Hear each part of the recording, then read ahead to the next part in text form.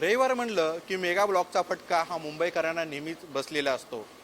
पश्चिम रेल्वे मार्गावरती 300 रेल्वेच्या फेऱ्या रद्द झालेल्या आहेत।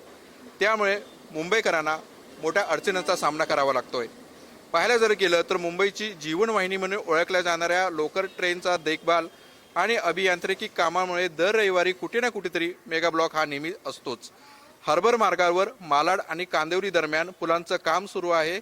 त्यामुळे हार्बर मार्गावर मालाड आणि कांदिवली या दरम्यान मोठ्या प्रमाणात मेगा ब्लॉक घेण्यात आलेला आहे।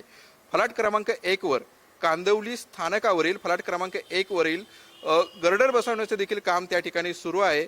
त्यामुळे 1 वरील खांब क्रमांक C16 आणि C17 दरम्यान काम हाती घेण्यात आलेले आहे। त्यामुळे अनेक ठिकाणी मेगा ब्लॉक आहे। मध्य रेल्वेच्या मुख्य मार्गावर माटुंगा आणि मुलुंड दरम्यान धावणाऱ्या स्लो गाड्यांनी सकाळी 11:05 ते दुपारी 3:55 या वेळात या ब्लॉकचा फटका बसणार आहे।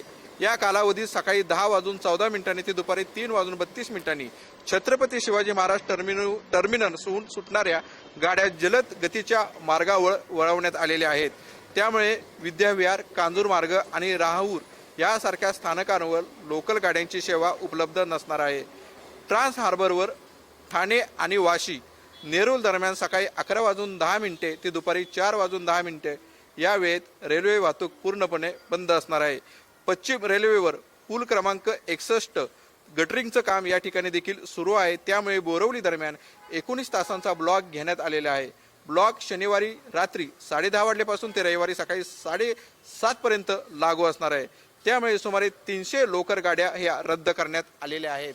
एकंदरीत तुम्ही हे रेल्वेचे चित्र पाहताय आणि रेल्वेचे चित्र पाहिल्यानंतर तुमच्या लक्षात देखील आलं असेल की मेगा ब्लॉकचा फटका हा मुंबईकरांना कशा प्रकारे बसलेला असतो। त्यामुळे मुंबईकरांनी घराच्या बाहेर पडताना रेल्वेचं वेळापत्रक पाहूनच बाहेर पडावं। कॅमेरामॅन संतोष कडलकसह मी प्रसन्नजित जाधव, LS मराठी, मुंबई।